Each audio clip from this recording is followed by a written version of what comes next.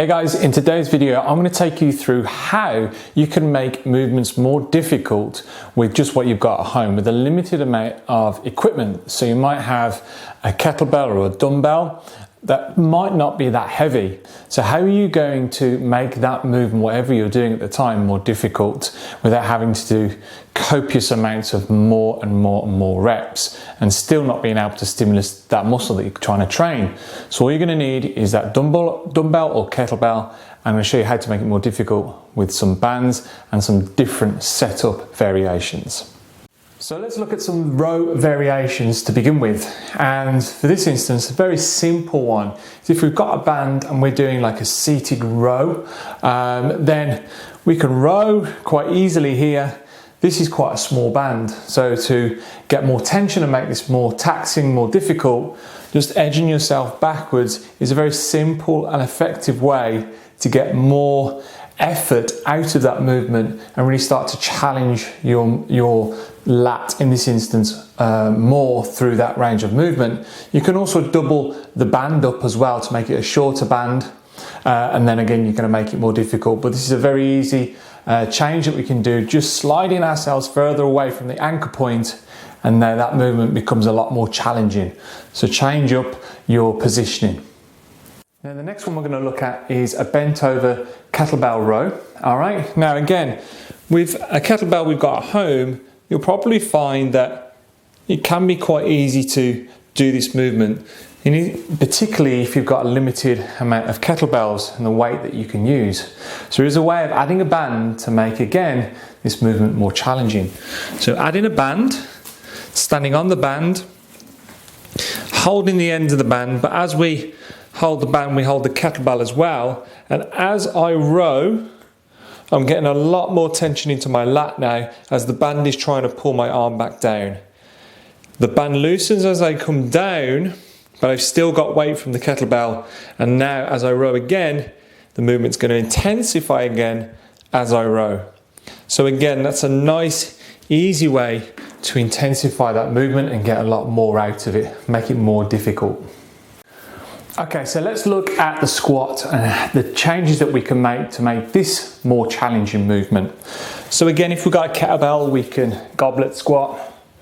From here, we can also do it in a one-hand position here, in more of a rack position.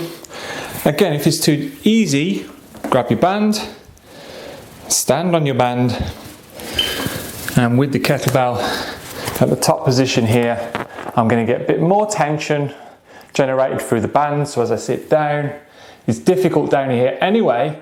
As I drive up, the band is pulling me down and I can really contract and squeeze my glutes, my legs, hamstrings, quads a lot better than if I was just holding the kettlebell.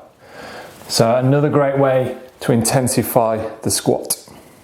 Okay, so let's see how we can apply the same thing to a deadlift or an RDL.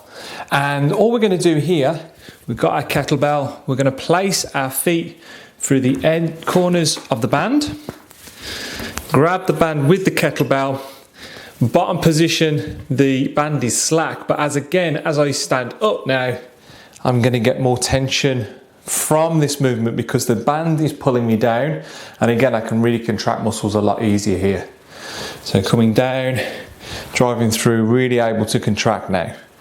All right, if you've got quite a long band, you can double it up, make it a lot shorter, and again, then making the movement more challenging. Okay, so let's look at some split squat variations. We've got body weight, nice, slow and controlled eccentric.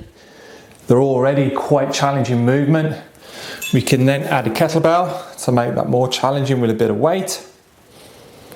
But also standing again on a band, grab the edge, or the ends of the band should I say, with the kettlebell. And what you're doing, you're causing a lot more tension at the top of this movement now. Again, you're able to really drive the feet down into the ground, really contract your lower body at the top position. So it's already challenging at the bottom, this movement is anyway. As we drive up, we continue with that challenge being generated through the band. Okay, so let's look at RDLs, and as we know, an RDL is a movement that we can really progress with load, get very, very strong here. In this instance, we may not have that luxury of adding more weight, so there's some different kinds of setups that we can do.